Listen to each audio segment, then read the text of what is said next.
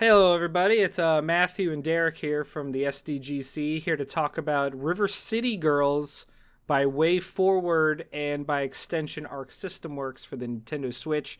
One of the first in a volley of the revival of the brawler genre, and I think the one to beat right now. Absolutely. I think we both played it on Nintendo Switch. Is it on other systems? I admit that I haven't even checked. You know, that's a great question. I never checked either. I'm going to check right now because the easy money says it's at least on Steam, right? Right. It's got to be on Steam and PS4 and probably Xbox One. I'm sure It's not. I know it's not on the other consoles yet. Is it not? It is not. Oh, never mind. I'm a liar. It is. So it's on everything that matters, basically. Okay. But yeah, like Cool. obviously, like everyone I know who has it on Switch because they want to play it anywhere, and indie games are so good when they're portable like that.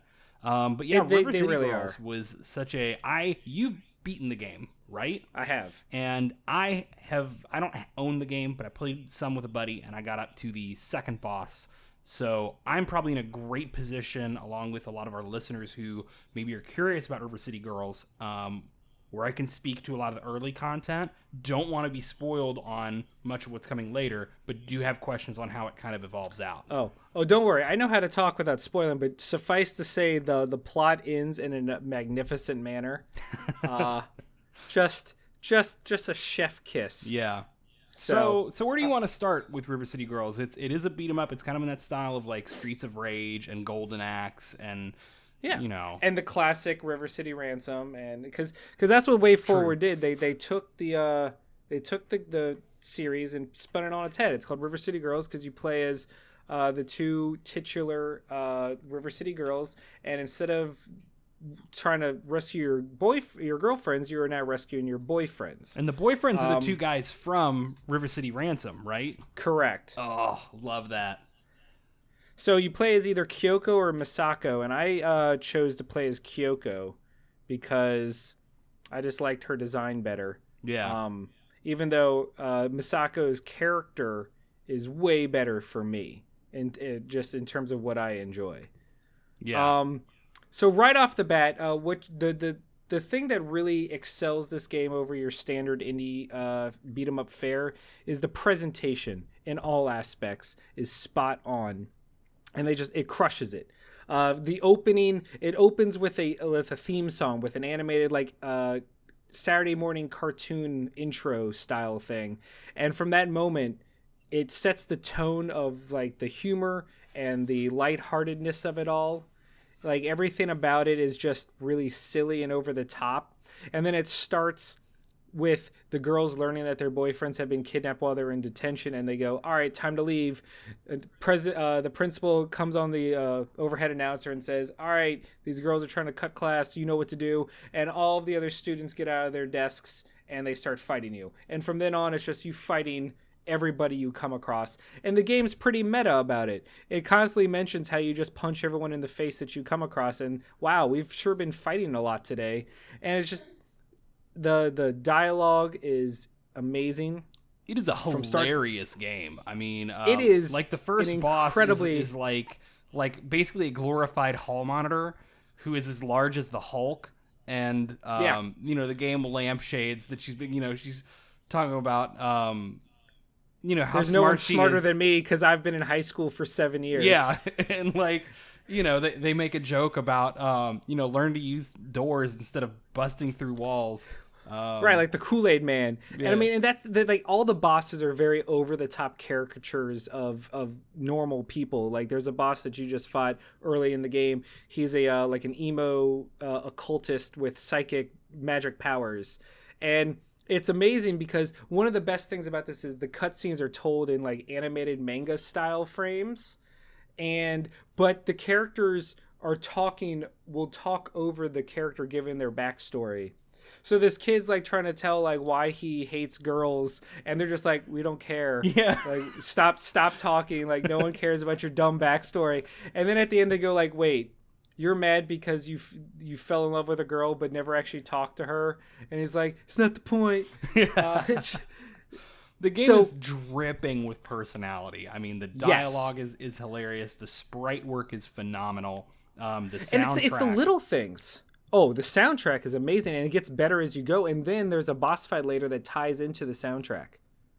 All right. Oh. Well, I'm curious how that Oh works. yeah. And I don't want to. So, but like it's the little things, like the loading screen is a picture of the two girls punching each other in the face and giggling, or like if there's an in-game cutscene, not cutscene, but dialogue. Like if the girls are talking, their portraits will lean over their health bars. Yeah, they and, like lean break out the fourth of the wall, actual HUD elements, and they talk to each other during that. And those are the small moments that really like elevate it presentation wise. I mean, there's some parts that aren't great, and I will get into my small quibbles with the game. Yeah. But I want to like focus on the greatness of it, because this game was thoroughly enjoyable from start to finish for me. But let's talk about the music, because you mentioned it. Yeah. Because from the opening intro on, it's great. It's all synth and kind of techno and pop with some hip hop influence. There's a bit of vaporwave in there. Like, it's very, very millennial. You know, I mean, everything about this game is very millennial, like big, tumblery energy, and I kind of love that. Oh yeah. You know, it's very aggressive with its use of colors, and the soundtrack I could groove to. I need that. I'd buy it physical if it was a thing. Would you buy it on vinyl?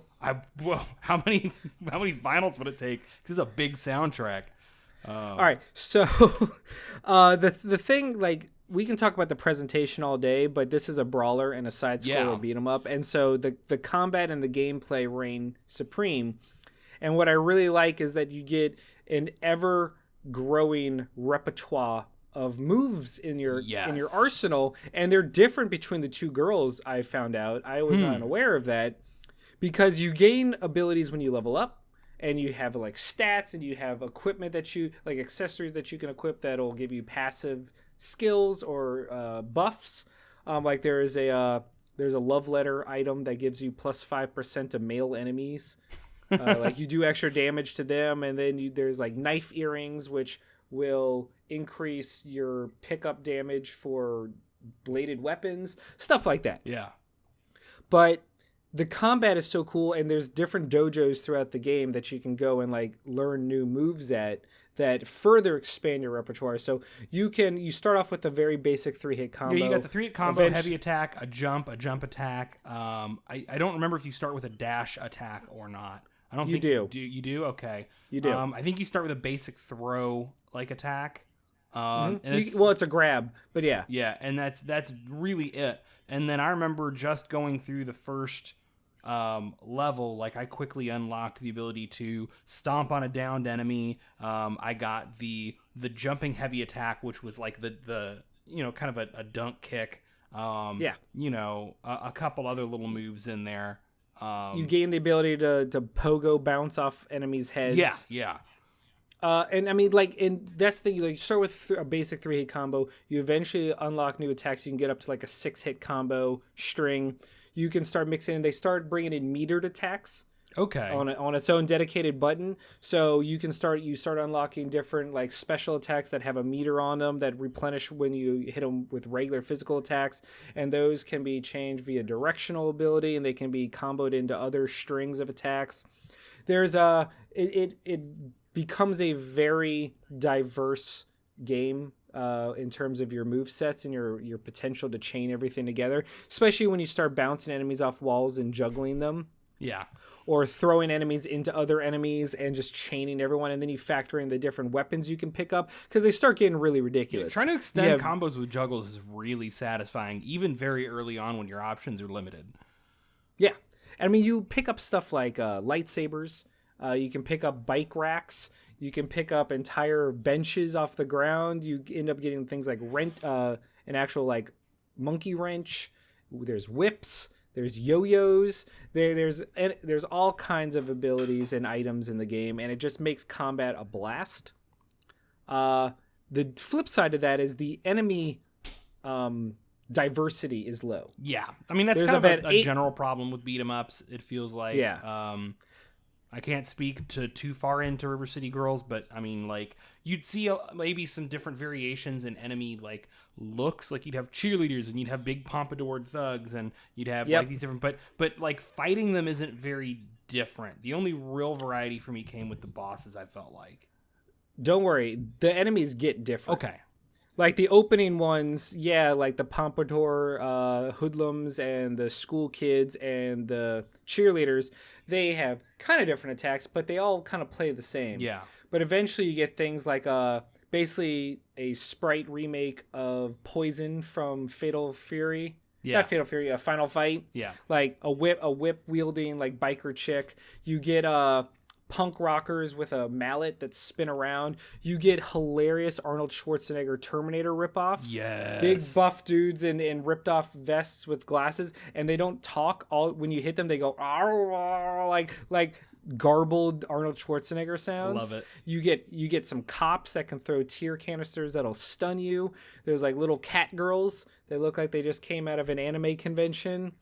And then unfortunately, like the three of the types of enemies don't show up until like the last stage, because then you start getting into like Yakuza thugs, and the male ones can throw chi attacks, and the female ones can flip up and throw kunai blades at you. So when you start getting all these different types of enemies mixed into one another, Then that variety's really coming in.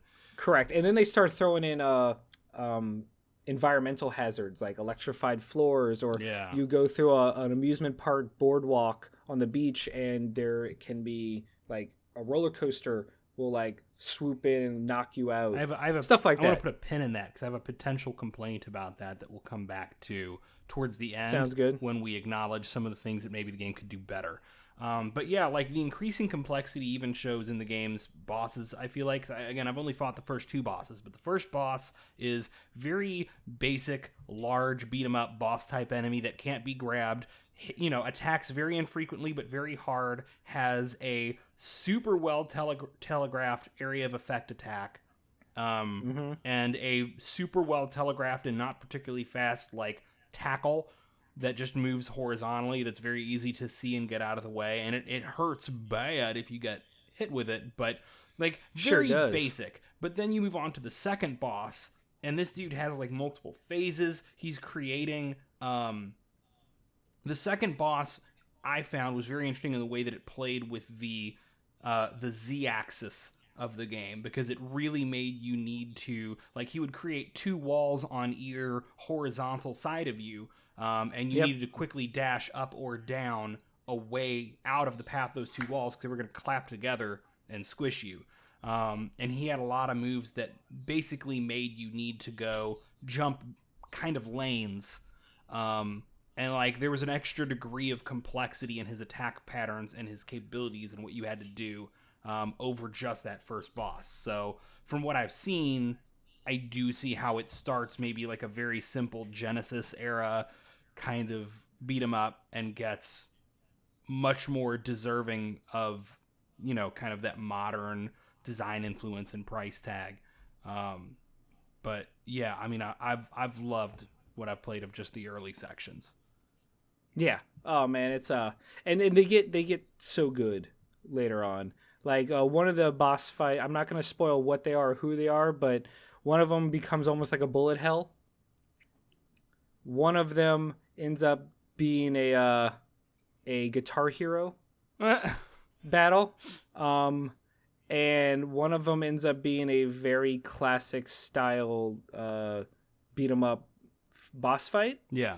And then the finale is just a gauntlet of different phases, all with their own unique abilities, and then they all start merging in together. The final boss fight is a challenge, but boy, is it satisfying when you finally do it. You know what this almost reminds me of in a way?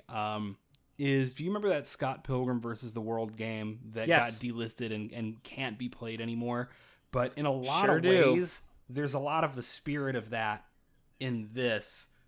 Probably not like specifically and intentionally, but in that it's this very vibrant, beautiful pixel art, crazy good soundtrack, tons of energy, lots of variety in its gameplay for a traditional beat 'em up. You know, something that really earns the title of being a modernized version of the old, you know, Streets of Rage style games. Yep. Oh. 100%. So we love the game, we love the characters, we love the comedy, we love the presentation. We do. I wanna finish this up by maybe just talking about the couple things we maybe weren't feeling so much. Sure. The only thing I really ran into so far is, and I hear about environmental hazards, and it flashes me back to this one point I almost wanted to quit with my friend, was there's a part where we had to go into this old dude's house, and you couldn't step on the floor, so you had to like jump up on a dresser and then jump to a bookcase, and it was exceptionally like crazy frame tight timing, it felt like, to actually land this, because it's not a platformer, it's a beat 'em up. And I mean, I remember having to redo that section so many times, and then one of us would get to the other side, the other one would land on the floor, the old guy'd yell, and we'd have to get out of his house and then start it all over again. And I fear the possible inclusion of more of those platformy kind of segments.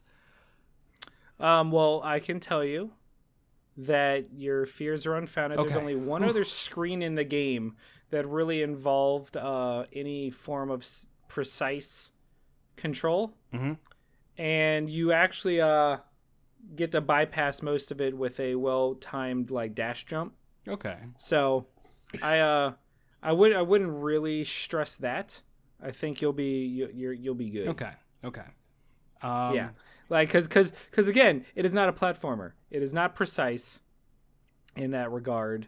So it's I don't blame you for that fear, but it definitely doesn't exist. Well, that makes me feel much, much better, because honestly, out of, again, the first two stages, effectively, that's really the only thing I've run into that's made me kind of like pull at my collar and you know, get nervous about, you know, maybe not enjoying the game so much. Right. You mentioned a couple little things. Yes, got some quibbles to end on. Yeah. And they're not things that break the game at all. You know what I mean? Like, they don't lessen my enjoyment. They just they're just things that kind of would pull me out of the groove. We're gonna be fair and acknowledge them. The first one is the UI in the game is not ideal. It pulls up a cell phone when you pause the game, and then you kind of have to cycle through to the different like modes. It's stylish, but not super usable. I'm kind of with you there. Right. Because you're trying to like be like, okay, I got the map, but if I want to actually see the map, then I have to click into the map and then back out to see the quests. But then if I want to see my items, there's like 6 clicks to the left or right. I can't remember what order they're in. And then your character stats are on a different one. Your recruits are on a different one. Everything kind of just like, it's not intuitive, I guess is the word. Yeah. But beyond that, the big thing, where I got it right here, is my big thing is I did not like how, so there's an economy in this game. You gain money and you can then go to shops to buy food, which gives you like health back, but also permanent stat boosts.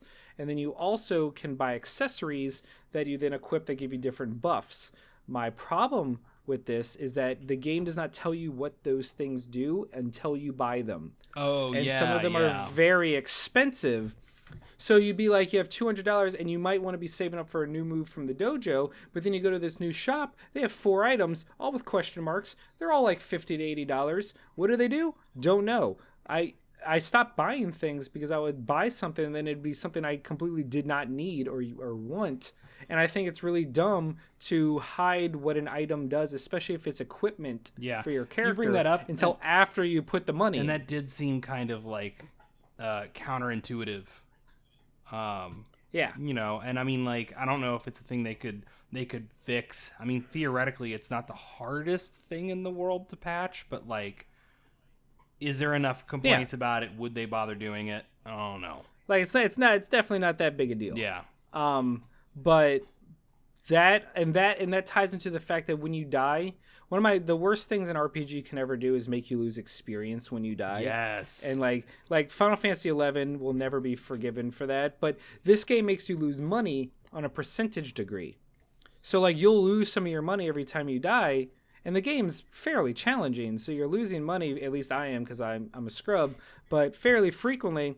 And it's really frustrating when you beat a boss and they're like, here's $2,000. And you're like, fuck yeah, I can finally go get that stuff I wanted. But they don't heal you after the boss fight. They drop you into the next screen. You have 2 hits of health. You get sucker punched by an enemy, and you just lost all the money you just got from the boss fight. I think that is right, isn't it? Yeah. We didn't heal after that first boss. You don't, no. Man, yeah. See, I didn't even think of that because I only beat 2 bosses and didn't go into the third stage, so I really hadn't had an opportunity to get sucker punched like that. But oh god, that would be frustrating. It's just, I mean, like I said, they're not things that detract the game for me or make me wish I wasn't playing it, because this is already one of my favorite games of the year. Yeah.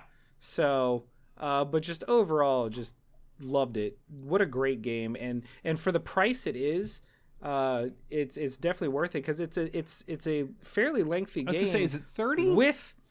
It's $29.99, and it also has really good replayability for reasons I won't tell you. Okay, but that's fair. Yes. All right. So yeah, I guess final verdict: River City Girls, good as shit. Good as shit. Heck yeah. Gets that SDGC blessing. Yes, I'm a big fan.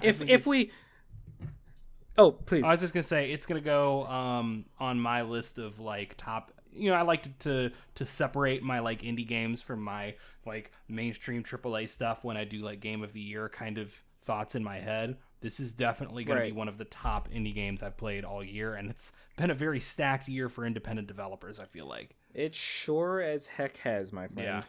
I mean, as much as I guess independent can be when it's ArcSys, but they're a smaller... They count. Yeah. We're not gonna... They're small. We're not going to get into that. It's a good... Well, also, it's not really ArcSys. It's Wayforward. That's true, and Wayforward is very much independent. Of small team that punches way above their weight class. Yeah. So you got any final words for people before we sign off? I mean, look, we don't do review scores at SDGC, but if I did, this would be a 8.75 or a 9, depending on how frustrated I was at my own inability to progress. But that's not the game's fault that I suck. Yeah, I'd rate it a good as shit out of a hell yeah, probably. Oh, that's great. I love that. Good as shit out of a hell yeah. That's my official rating. So River City Girls, it's out now, $29.99 on system of your choice. And it's also vastly superior in co-op. Solo play with is a friend. Fun, play with a friend, but for games sure. like these are designed to be played with someone else. Also, it becomes a lot easier with a friend because you can revive each other and try and save each other by stomping on their heads. Yeah, and making them wake back up. Get up, bitch. Yeah, because it's very fun. Back to the personality. Because in solo play, exactly. Because in solo play, when you lose, you lose. Yeah. There is no recovery, and that was sad to figure that out. Yeah. All right, folks. Thanks for tuning in. All right, my dude. You can always catch Superform Gamecast live Thursdays at 8 p.m. Eastern Standard Time, and then keep an eye on the channel for more game impressions, pseudo reviews, and the like. That's what we got. Be good to each other, folks. Peace out.